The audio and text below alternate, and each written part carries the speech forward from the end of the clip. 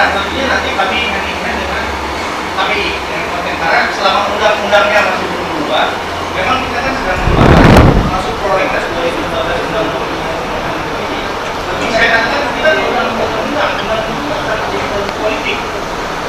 Ya, ini mengenai jumlah persentase konten di TV itu. Nah, saya berharap Primo TV di depan, Primo TV Group lah, misalkan termasuk yang dari Rapot TV, betul-betul akan apa ya, akan act independen. Independen itu artinya apa? Betul-betul tidak ada pengaruh siapapun, tidak terafiliasi dengan salah satu lembaga penyiaran. Dan saya yakin itu bisa dilakukan. Yang penting bagaimana kita mendorong ke arah tersebut. Ya, dan saya juga akan membantu sebisanya, baik dalam kapasitas barangkali sebagai menteri yang punya lingkup yang jelas, karena kan harus dalam konteks regulasi ataupun regulasi yang ada, maupun dalam kapasitas sebagai pribadi. Barangkali sebagai pembuka sebelum kita diskusi, itu yang bisa saya sampaikan. Ada jutaan anak-anak kita yang akan terpapar oleh iklan-iklan yang kadang-kadang bukan hanya dalam bentuk iklan, bisa di anak. Yang banyak di anak bukan berarti tayangan anak itu bagus. Bisa jadi konten anak itu juga bermasalah, dan mayoritas adalah tayangan produksi luar negeri. Jumlahnya melebihi batas yang disiarkan oleh KPI. Misalnya sehari tayangan produksi luar negeri maksimal berapa persen, ini melebihi daripada itu. Tapi tidak ada pernah tidak lanjutnya. Lanjut. Mendapatkan pelaporan diskriminatif terlepas dari kita setuju atau tidak setuju dengan preferensi mereka, tapi bahwa sebagai warga negara mereka berhak untuk tidak dilecehkan. Itu yang menjadi pandangan kami. Padahal kewenangan itu pun padahal pemandangan yang sangat buruk dari jurnalisme pada pas pemilu kemarin juga sangat gamblang gitu, dan semua orang bisa mengatakan mereka melakukan cara Indonesia sehari-hari kena ngomong rapot gitu, jadi udah rapot aja, rapot TV. Jadi memang biar orang bisa menilai TV itu di tangan mereka sendiri. Mungkin ada yang bertanya, kan ada KPI. Pada dasarnya KPI belum cukup dikenal, dan KPI juga tidak proaktif memperkenalkan diri. Ini pandangan kami, sehingga publik juga nggak tahu bahwa mereka bisa mengajukan itu. Kedua, tidak ada jaminan aduan warga ini mereka mengetahui status aduannya. Kita ngadu, kita nggak tahu apakah aduan ini akan sampai ke mereka, didengar atau tidak, diproses atau tidak pernah ada. Makanya tujuan kami dengan aplikasi ini adalah mengenalkan KPI, jelas. Mengenalkan lembaga ini. Sebelumnya, Rapot TV bernama Lapor KPI. Karena kami berharap aplikasi ini dapat diadopsi oleh KPI menjadi program KPI, tapi ditolak oleh KPI. Kami sudah mengajukan ini kepada KPI dan kami berikan gratis, kami yang mengerjakan semua, KPI menolaknya. Soal alasannya mungkin bisa ditanyakan KPI. Tapi bahwa kami sudah mencoba agar ini menjadi kerjasama mutual yang saling menguntungkan gitu. Jadi gitu. Justru itu persoalan besar Pak di Indonesia. Saya ingat sekali pemerintahan Jokowi dengan nawacitanya itu hadir untuk setiap orang, bukan hadir untuk mayoritas. Nah, persoalan di Indonesia, terutama tadi teman-teman Remo TV menyampaikan persoalan seksualitas itu muncul hampir 60%. Dan eksploitasi TV itu terhadap kelompok-kelompok minoritas. Baru-baru ini bahkan ada selebritis yang meluncurkan orang Papua gitu. Terus tubuh perempuan dieksploitasi. Menteri saya juga pasti Bapak kesulitan berhadapan dengan Surya Paloh, Abu Rizal Bakri, para pemilik TV ini gitu. Karena mereka itu bertebaran dan orang pindah pasti bilang dari tempat yang buruk ke tempat yang baik. Coba kita balik, kayak mental balikin orang Islam kita ribut nggak? Toleransi terhadap minoritas menjadi masalah besar. Ada satu yang menarik waktu dengan Ibu Nina. Ada satu tayangan di TV swasta, orang Papua dibully oleh artis terkenal. Apa yang terjadi? Karena artis terkenal ini mendatangkan rating, yang tidak dimunculkan dan dipecat adalah orang Papua. Bukan artis yang membuli, karena artis ini yang bawa rating dan bawa uang. Sudah dibully, diberhentikan. Itu juga PR buat pemerintah. Kenapa frekuensi publik diatur oleh Nielsen? Dan sangat gilanya, Nielsen itu hari ini tayang, besok sudah bisa muncul landing untuk 3 kota. Seminggu kemudian baru 10 kota. Apakah 10 kota representasi Indonesia? Pertanyaan itu yang selalu mengganggu saya. Besar, ya, ada relawan, ada pendukung, ada kita di sini, sudah ada situs yang bagus, sudah ada nama yang bagus di kalangan akademik, di kalangan mahasiswa untuk bisa bergerak menjadi seperti SAR, seperti Parents Civic Council di sana. Jadi bisa ke arah di sana, meniru yang baik kan tidak ada salahnya ya.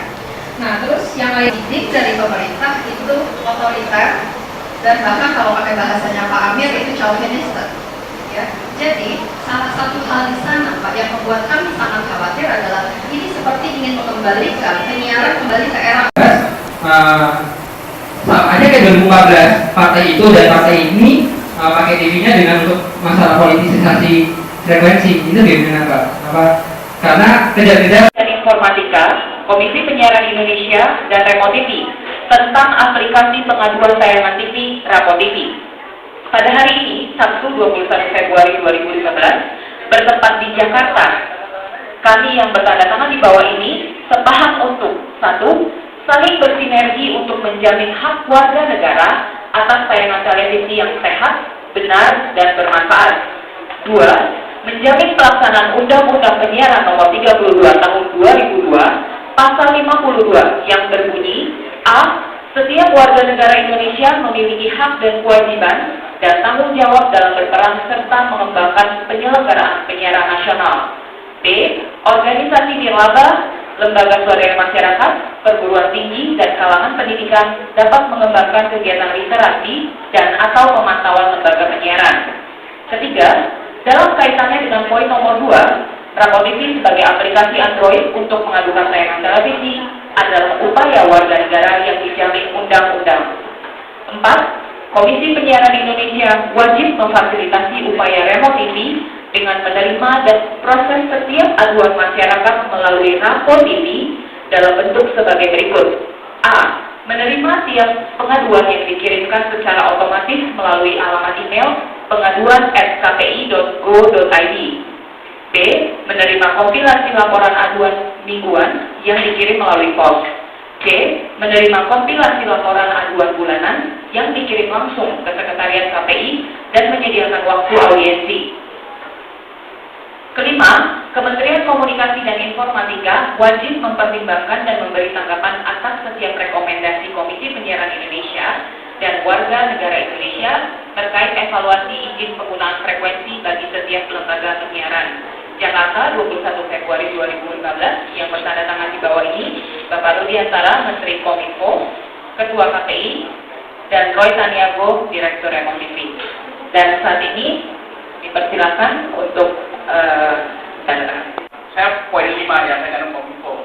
Kementerian Komunikasi yang wajib mempertimbangkan memberikan tanggapan atas setiap rekomendasi Komisi Penyiaran Indonesia. Saya katakan iya. Dan warga negara Indonesia terkait evaluasi izin penggunaan frekuensi bagi setiap lembaga penyiaran.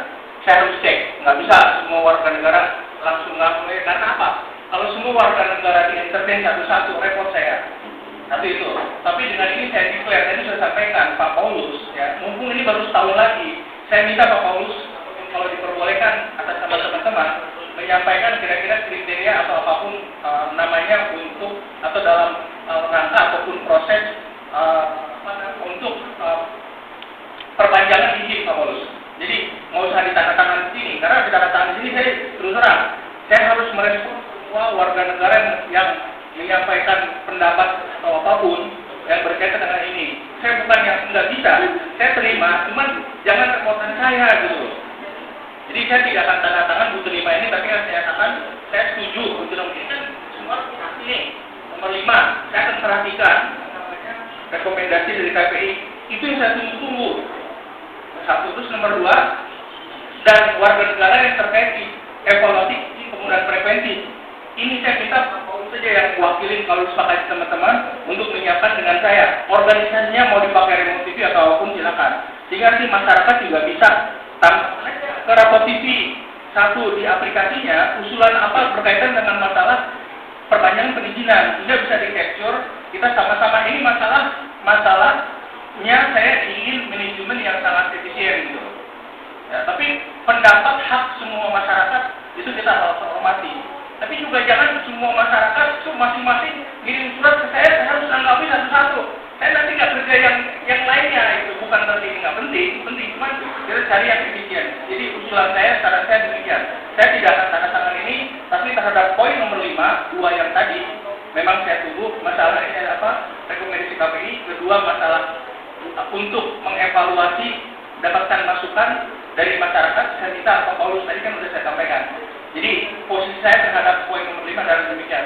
Mohon maaf, bukan tidak menandatangani, tidak menghargai remotif, bukan. Justru saya ingin how to substantiate the issue gitu loh.